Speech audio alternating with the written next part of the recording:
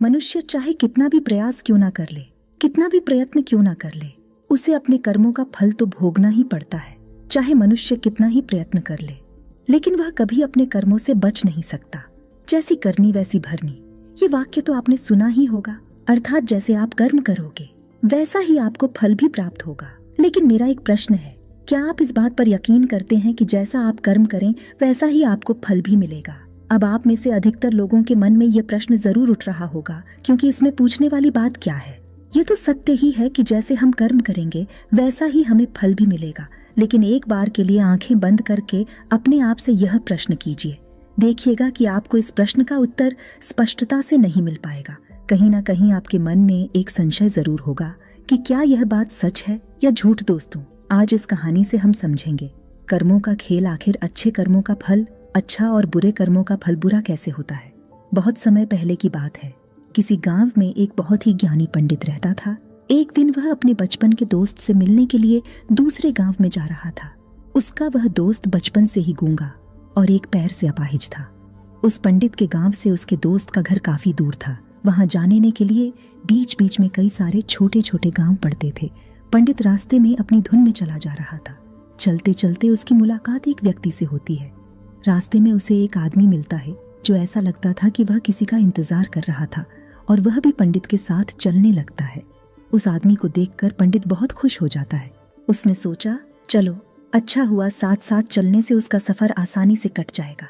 बात की शुरुआत करने के लिए उस पंडित ने उस व्यक्ति से उसका नाम पूछा तो उसने अपना नाम धर्मराज बताया। पंडित को यह नाम कुछ अजीब सा लगता है, लेकिन उसने नाम के विषय में कुछ और पूछना उचित नहीं समझा। दोनों धीरे धीरे साथ में चल रहे थे। तभी रास्ते में एक गांव आता है। गांव का प्रवेश द्वार आते ही धर्मराज ने पंडित से कहा, तुम आगे चलो, मुझे इस गांव में एक काम है, मैं तुमसे आगे मिलता हूँ। पंडित ने कहा, ठीक है। वह आगे रास्ते में चल देता है।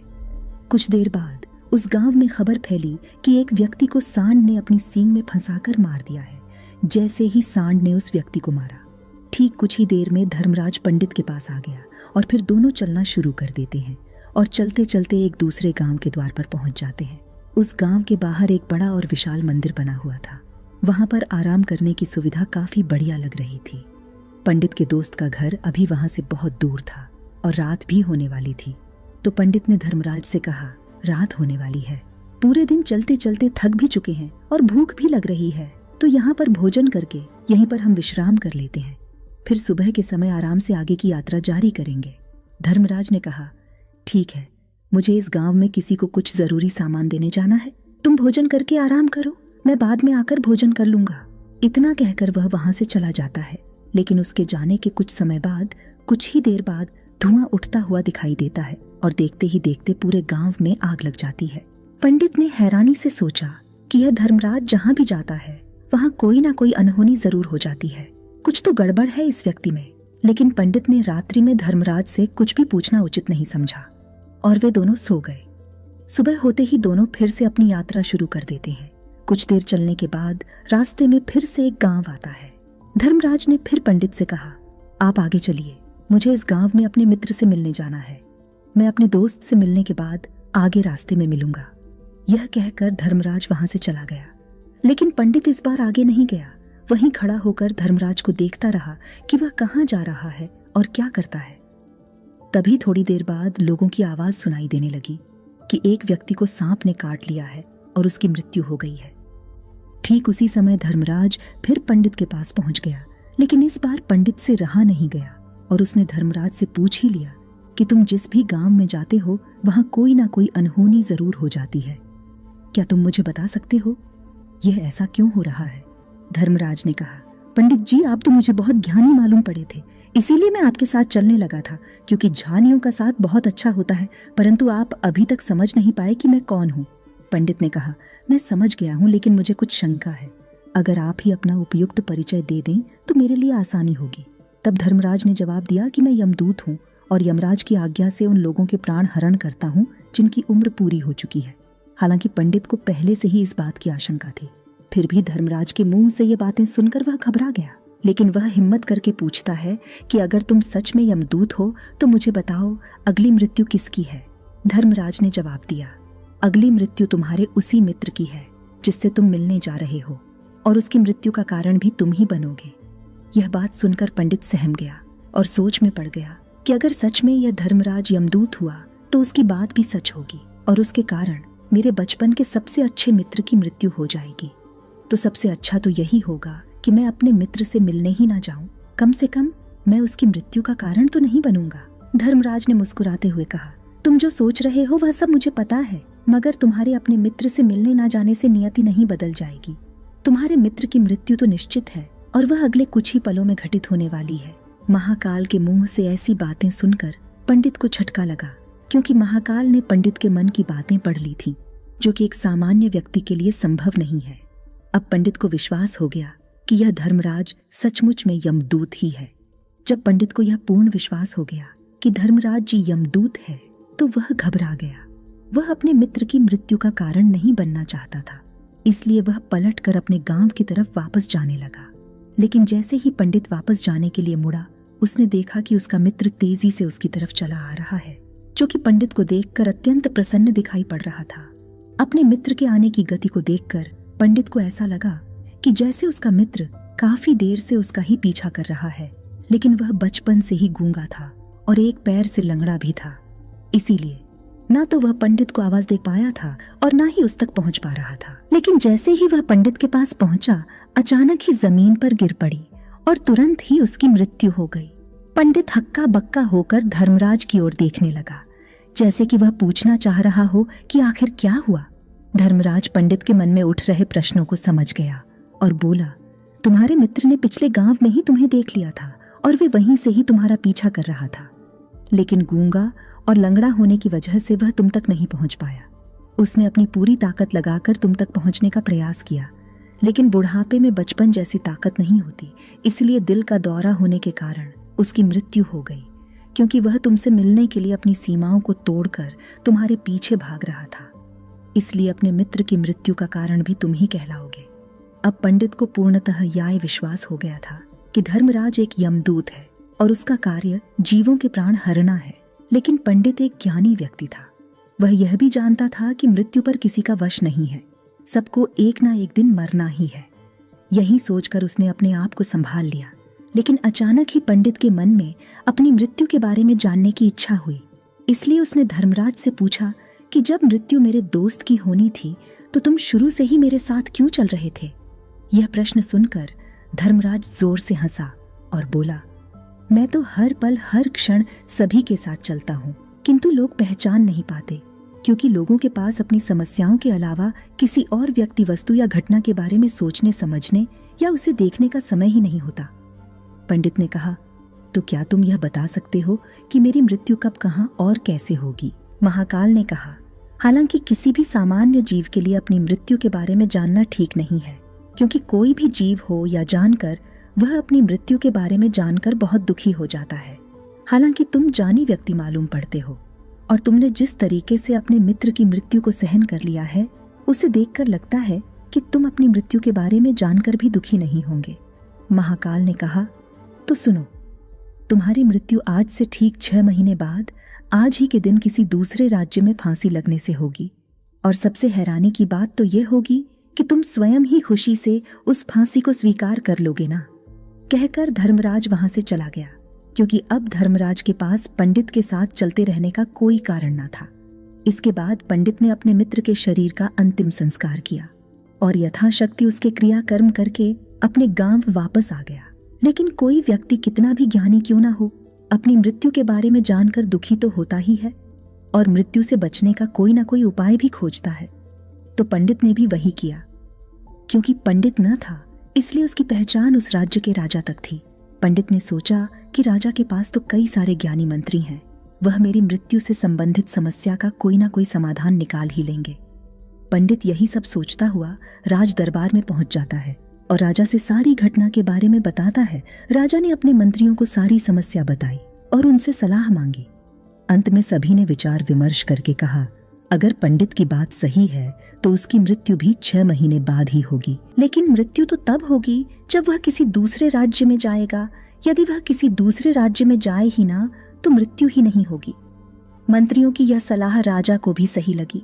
इसके बाद पंडित के रहने की सारी व्यवस्था महल में ही कर दी गई और राजा के आदेश के बिना उस पंडित से किसी को भी नहीं मिलने दिया जाता था। लेकिन पंडित कहीं भी आ जा सकता था, ताकि पंडित को यह न लगे कि वह राजा की कैद में है। परंतु पंडित डर के मारे स्वयं ही कहीं आता जाता नहीं था। धीरे धीरे महीने गुजरते गए और पंडित की मृत्यु का समय नजदीक आने लगा। और अंततः वह भी दिन आ गया जिस दिन पंडित की मृत्यु होनी थी। तो जिस दिन पंडित की मृत्यु होनी थी, उसकी एक रात पहले पंडित डर के मारे जल्दी ही सो गया, ताकि जल्दी से वह रात बीत जाए और अगला दिन आ जाए, ताकि उसकी मृत्यु टल सके। यही सोचकर वह जल्दी सो जाता है। लेकिन पंडित को नींद में चलने की बीमारी थी और अपनी इस बीमारी के बारे में वह स्वयं ही नहीं जानता था। तो फिर राजा, मंत्री या किसी वैद्य को इसके बारे में बताने का कोई प्रश्न ही नहीं उठता। पंडित अपनी मृत्यु को लेकर बहुत चिंतित था। वह पिछले कई दिनों से ठीक है, सो भी नहीं पा रहा था। और नींद में चलने की बीमारी भी तभी होती है जब व्यक्ति ठीक से सो नहीं पा रहा हो। तो उस रात भी पंडित को नींद में चलने का दौरा पड़ा। वह उठा और महल से निकलकर अस्तबल में गया। क्योंकि पंडित राजा का खास मेहमान था, इसलिए किसी भी पहरेदार ने उसे नहीं रोका और ना ही किसी तरह की कोई पूछताछ की। अस्तबल में पहुंचकर वह सबसे तेज चलने वाले घोड़े की पीठ पर सवार होकर नींद में ही अपने राज्य की सीमा से बाहर दूसरे पड़ोसी राज्य में चला गया। इतना ही नहीं, वह दूसरे राज्य के राजा के महल में पहुंच गया। उस महल के पहरेदार ने भी उसे नहीं रोका और ना ही कोई पूछताछ की। सभी लोग रात्रि का अंतिम प्रहार होने के कारण गहरी नींद में थे। वह पंडित सीधे राजा के सैन्य कक्ष में पहुंचा, जहां राजा और रानी सो रहे थे। वह पंडित वहीं जाकर सो गया। सुबह हुई तो राजा ने पंडित को रानी के बगल में सोया हुआ देखा तो राजा बहुत क्रोधित हो गया। राजा ने पंडित को कैद करने का आदेश दे दिया। पंडित गिरफ्तार हो गया। लेकिन पंडित तो बहुचक्का था। उसे तो कुछ समझ नहीं आ रहा था कि आखिर वह दूसरे राज्य में और राजा के सैन्य कक्ष में कैसे पहुंचा। लेकिन वहां उसकी यह सब सुनने वाला कोई नहीं था। अगली सुबह राजा ने पंडित को दरबार में पेश करने का आदेश दिया। कुछ देर बाद उस पंडित को दरबार में लाया गया। पंडित को देखते ही राजा इतना बबूला हो गया कि उसे फांसी पर चढ़ा देने का हुक्म सुना दिया। फांसी की सजा सुनकर पंडित कांप गया, लेकिन फिर भी थोड़ी सी हिम्मत जुटाकर राजा से बोला, महाराज, मैं नहीं जानता कि मैं राजमहल तक कैसे पहुंचा। मैं यह भी नहीं जानता हूं कि आपके सैन्य कक्ष तक मैं कैसे आया और आपके महल के किसी पहरेदार या सैनिक ने मुझे रोका।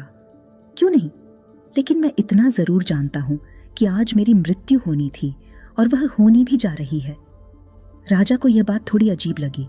उसने पंडित से पूछा, तुम्हें कैसे पता कि आज तुम्हारी मृत्यु होनी है? राजा के इस प्रश्न के जवाब में पंडित ने पिछले 6 महीने का सारा वाक्य राजा को सुना दिया और बोला, महाराज, मेरा क्या किसी भी सामान्य व्यक्ति में इतना साहस नहीं कि वह राजा के सैन्य कक्ष में राजा की उपस्थिति में रानी के साथ सो जाए। राजा को पंडित की बात में थोड़ा तर्क दिखाई पड़ा, परंतु उसने सोचा कि यह मृत्यु से बचने के लिए धर्मराज और उसके द्वारा अपनी मृत्यु की भविष्यवाणी की कहानी बना रहा है। इसलिए राजा ने पंडित से कहा, यदि तुम्हारी बात सत्य है और आज यह तुम्हारी मृत्यु का दिन है, जैसा कि यमदूत धर्मराज ने तुमसे कहा था, तो आज तुम्हारी मृत्यु का कारण मैं नहीं बनूंगा। लेकिन यदि तुम्हारी बात झूठी निकली तो निश्चित ही आज तुम्हारी मृत्यु का दिन होगा।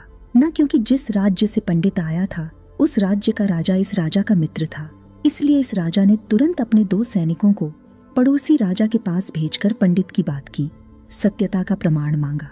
भेजे गए सैनिक शाम तक लौटे और उन्होंने राजा को बताया कि महाराज, पंडित जो कुछ भी कह रहा है वह सब सत्य है।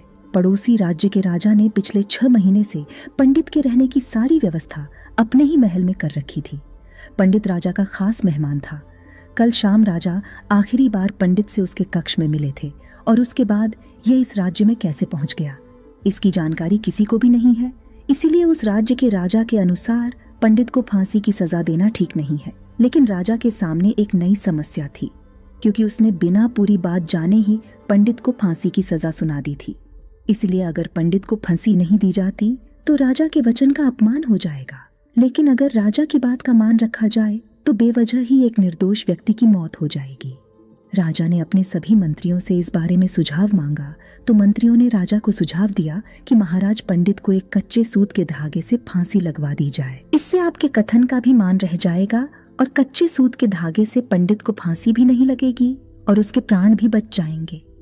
राजा को मंत्रियों का यह सुझाव पसंद आया और उसने ऐसा ही करने का आदेश दे दिया। पंडित के लिए कच्चे सूत के धागे से फांसी का फंदा बनाया गया और नियम के अनुसार पंडित को फांसी पर चढ़ाया जाने लगा। सभी लोग बहुत खुश थे कि ना तो पंडित मरेगा और ना ही राजा का वचन खाली जाएगा। पंडित को भी पूर्ण विश्वास था, यह सूत के धागे से तो उसकी मृत्यु हो ही नहीं सकती। पंडित उस पर चढ़ने के लिए तैयार हो गया, जैसा कि धर्मराज ने भविष्यवाणी की थी कि तुम खुद ही अपनी फांसी को स्वीकार करोगे। लेकिन जैसे ही पंडित को फांसी दी गई, सूत का धागा तो टूट गया, लेकिन टूटने से पहले उसने अपना काम कर दिया था। पंडित के गले की एक नस सूत के धागे के झटके से कट चुकी थी और पंडित जमीन पर पड़ा तड़प रहा था।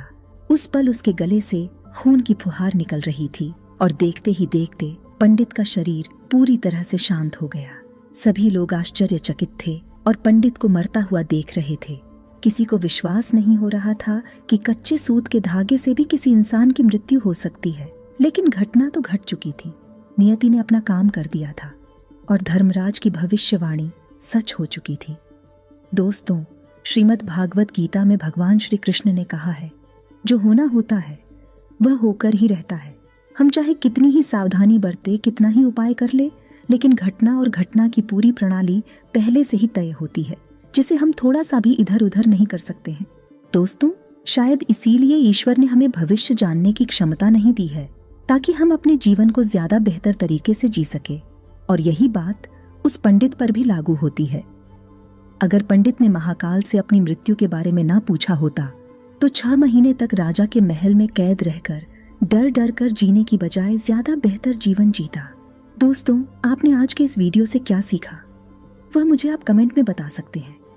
इसी के साथ में उम्मीद है कि आपको आज की वीडियो पसंद आई होगी, तो इस वीडियो को उस इंसान को शेयर करें जिससे यह कहानी सुनने की जरूरत है, और उसी के ठीक बाद चैनल को सब्सक्राइब करें। तो चलिए फिर मिलते हैं ऐसी एक और नई वीडियो में एक नए मैसेज के साथ। तब तक के लिए अपना ख्याल रखें। धन्यवाद और नमो बुद्धा।